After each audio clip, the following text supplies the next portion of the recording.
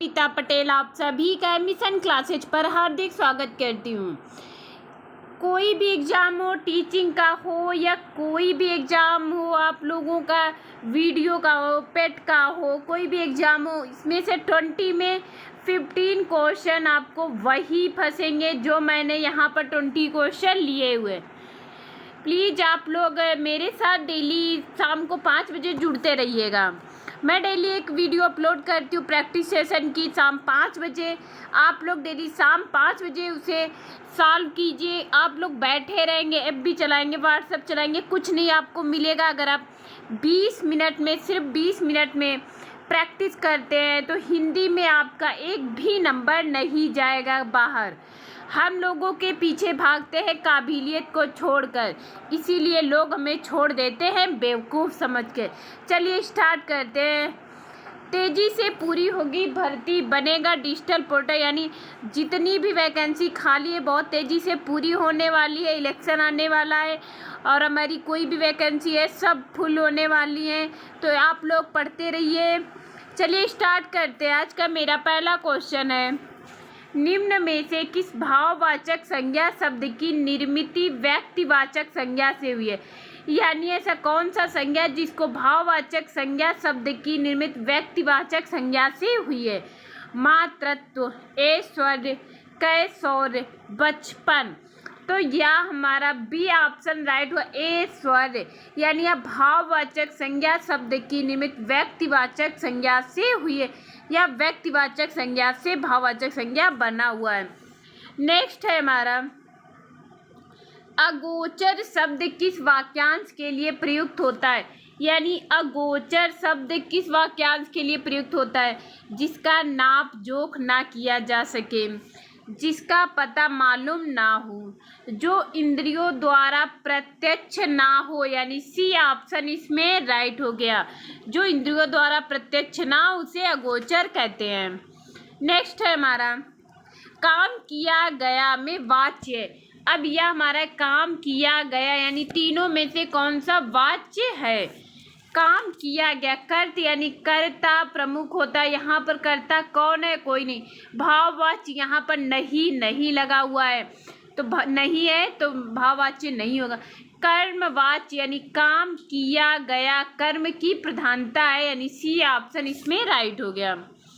अशुद्ध शब्द का चयन कीजिए, यानी यहाँ पर अशुद्ध शब्द कौन सा लिखा हुआ है?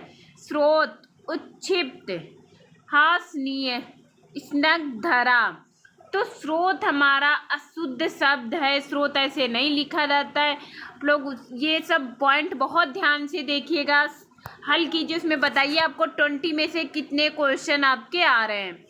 सामान्य वर्तमान काल का उदाहरण है, यानी इनमें से सामान्य वर्तमान काल का उदाहरण कौन है?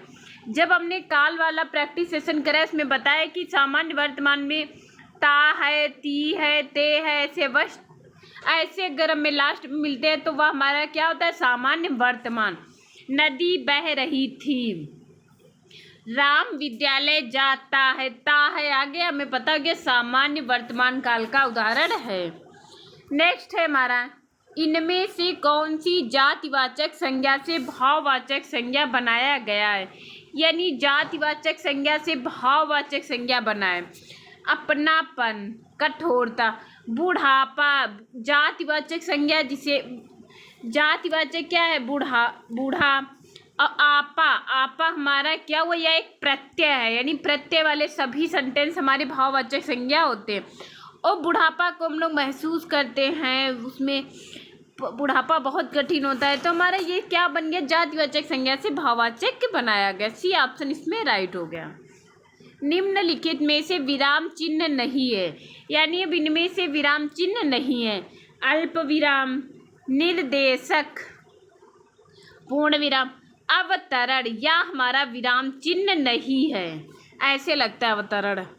सी हो गया। वाक्य के घटक होते हैं। अब वाक्य के कितने घटक होते हैं? तो 2 होते हैं। वाक्य के कितने घटक होते हैं? 2।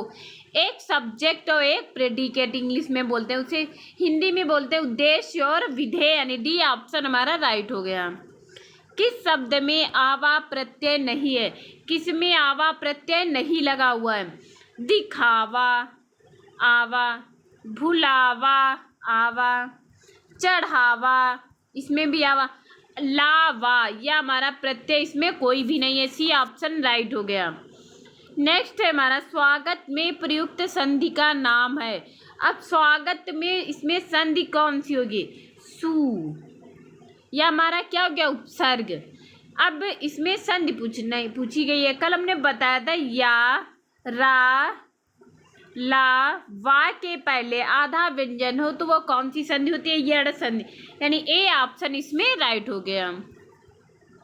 अभिन्न का संधि विच्छेद होगा, आ प्लस भिन्न, ए ऑप्शन ही इसमें पहला ही राइट हो गया। आ नहीं होगा क्योंकि यहाँ पर अभिन्न पूछा गया है। नेक्स्ट है हमारा जैव संपदा का समास विग्रह होगा। अब इसमें से जैव संपदा का समास विग्रह करना है। जैव की संपदा, जैव में संपदा, जैव के लिए संपदा, यानी जैव के लिए संपदा, या हमारा जैव के लिए संपदा, जैसे कन्यादान कहते हैं, कन्यादान, कन्या के लिए दान, ऐसे हमारे उदाहरण बहुत पूछे जाते हैं।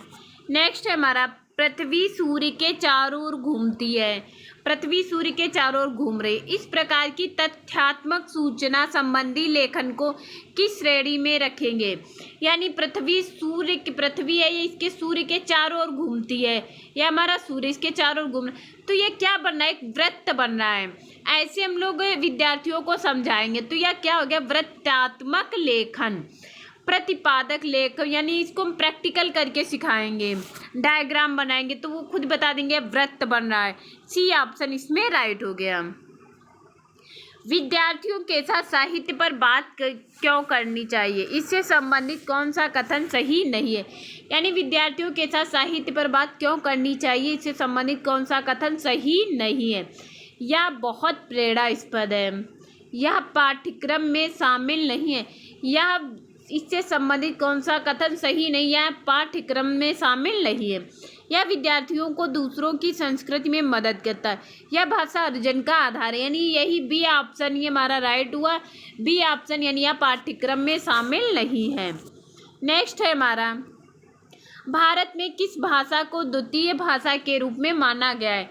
यानी अपने भारत में किस भाषा को द्वितीय भाषा के रूप में माना गया है? तो भारत में पूछा गया है, तो इसमें द्वितीय भाषा हमारी हिंदी है। पहली हमारी मातृभाषा है, जो हम लोग अपने घर से सीख के आते हैं, उसे हमारी पहली मातृभाषा मानी गई है। अब मातृभाषा हमारी कोई भी हो सकती है, तमिल हो सकती है, तेलुगु हो सकती है, जहाँ पर हम लोग जैसे ही घर से सीख के आते वह हमारी पहली मातृभाषा होती है। फिर दूसरी हमारी हिंदी को द्वितीय भाषा के रूप में माना गया, यानी बी ऑप्शन इसमें राइट हो गया। किसी भाषा के शब्दों और उनके अर्थ के बीच स्वाभाविक संबंध नहीं, यानी किसी भाषा के शब्दों उनके अर्थ के बीच स्वाभाविक संबंध नहीं है। यह किससे संबंधित है? यह हमारा किससे संबंधित है? भाषा द्वितीय है, भाषा वाचिक है। वाचिक यानी अलग अलग संदर्भों में समझाना, वाचिक मीन्स होता है। भाषा यादृच्छिक यानी केवल एक ही भाषा को एक ही संदर्भ में समझना। भाषा गतिशील है, यानी भाषा वाचिक है। सॉरी। व्याकरण पढ़ाने की सर्वोत्तम विधि कौन सी है? जैसे हम लोग विद्यार्थियों को जब व्याकरण पढ़ाते हैं तो उसके लिए सर्वोत्तम विधि हमारी कौन सी हो गई?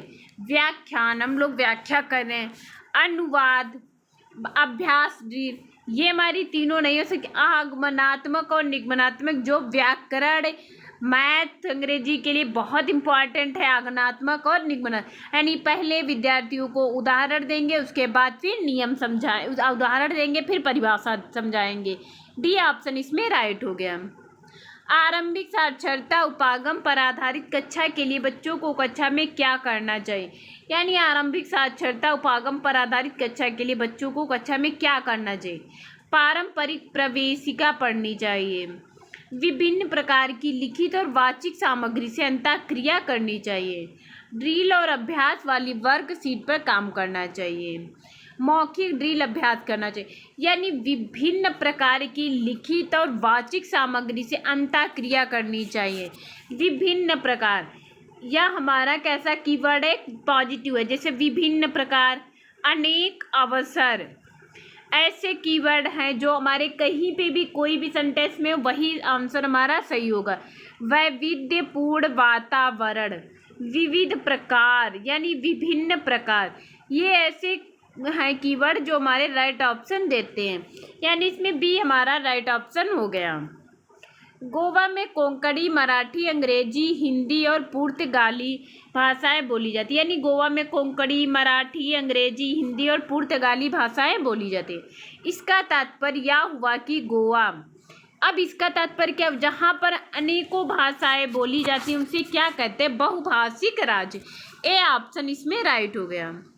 प्राथमिक स्तर पर व्याकरण पढ़ाते समय अध्यापक को किस विधि का प्रयोग करना चाहिए। प्राथमिक स्तर पर व्याकरण पढ़ा रहे हैं, शिक्षक को किस विधि का प्रयोग करना चाहिए जिससे कि बच्चे काम में व्यस्त रहे और एक दूसरे के साथ अंतःक्रिया कर सकें।